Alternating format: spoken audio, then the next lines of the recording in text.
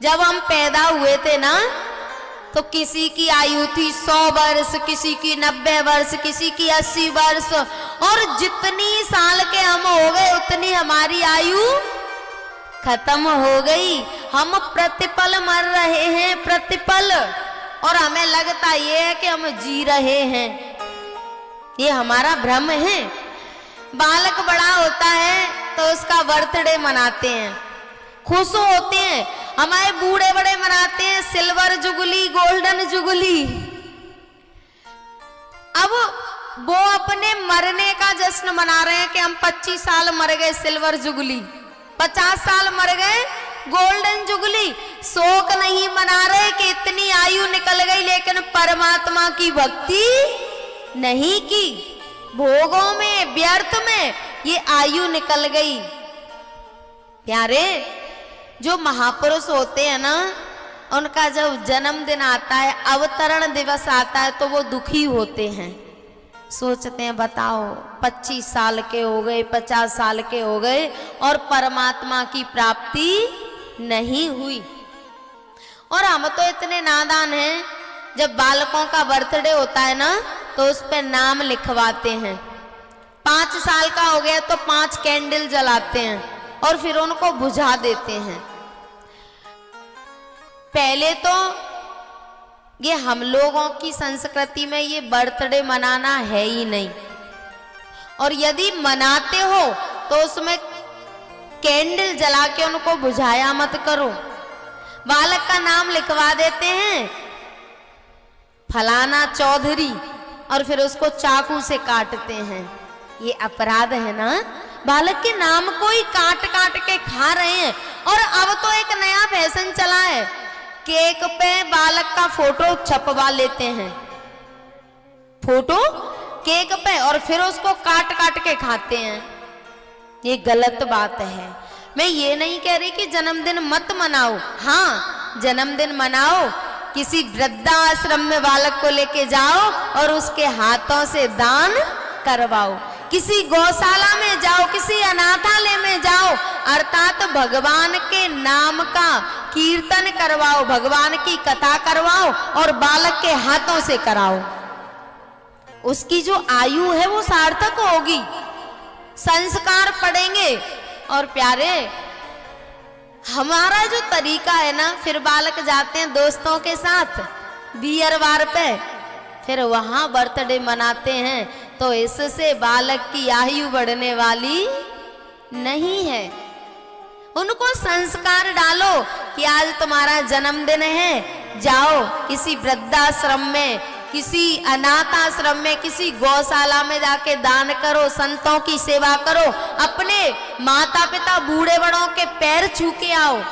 ये तो सही है। और हम खुशियां मना रहे हैं, और जितनी हमारी आयु बढ़ रही है वो बढ़ नहीं रही, जितनी हमें आयु मिली है उसमें से कम हो रही है। हम 50 साल के हो गए तो प्यारे, हम 50 साल बढ़ नहीं गए, घट गए। 50 साल हमारी आयु घट गई जितनी मिली थी उसमें से। और एक निवेदन कर दूं, हमें लगता तो ये है कि परीक्षित जी को सांप लगा था। इस बात को कौन नहीं जानता कि परीक्षित जी को सांप लगा था? फिर हम इस कथा को क्यों सुन रहे हैं? किसको नहीं पता? लेकिन ये कथा हमें क्या संदेश देती है? राम कथा किसको नहीं पता, कृष्ण कथा किसको नहीं पता, लेकिन हमें इसमें से क्या ग्रहण करना है, इसके लिए हम इस पांडाल में बैठते हैं। केवल परीक्षित जी को सांप नहीं लगा था, जितने भी इस पांडाल में बैठे हैं सब सांपित हैं, सबको सांप लगा है। और सबको इन 7 दिनों के अंदर ही मरना है। किसी के लिए 8वां दिन नहीं बना, सबको 7 दिनों में ही जाना है। इसलिए परीक्षित जी कह रहे हैं, पुरुषस्य यत् कार्यं म्रियमाणस्य सर्वथा। भगवान, जो पुरुष निरंतर मर रहे हैं उनको अपने आत्म कल्याण के लिए क्या करना चाहिए। हम सब मर रहे हैं प्यारे, हम जी नहीं रहे। एक बार कबीर बाबा ने कहा था, देखो देखो ये मुर्दों का गांव। किसी ने कहा, बाबा आप इतने बड़े ज्ञानी हो के और ऐसी बात कर रहे हो। बोले भैया मैंने गलत क्या कह दिया। बोले आप कह रहे हो मुर्दों का गांव, यहाँ तो सब जी रहे हैं। तब तुलसी बाबा ने कहा, जिने हरि भगति हृदय नहीं आनी, जीवत शव समान ते प्राणी। सज्जनों, जो भगवान की भक्ति कर रहे हैं वो ही जी रहे हैं, और जो संसारी भोगों में कुकर्मों में लगे रहे हैं वो जी नहीं रहे, वो तो चलते फिरते मुर्दे हैं। अच्छा, जब शाम को जाते हैं घर झूमते हुए गली में, उनको जो सज्जन होते हैं वो कहते हैं, देखो ये धरती का बोझ है। कहते हैं कि नहीं? कहते हैं देखो ये धरती का बोझ है। अब सही बताओ, वो जी रहे हैं कि मर रहे हैं? वो जी नहीं रहे प्यारे, वो तो मरे हुए हैं, मुर्दे घूम रहे हैं। जो परमात्मा की भक्ति कर रहे हैं वो ही जी रहे हैं, बाकी तो सब मुर्दे घूम रहे हैं। और शंकर भगवान ने कहा है पार्वती मैया से, पार्वती जिन हरि भगति हृदय नहीं आनी, जीवत शव समान ते ही प्राणी।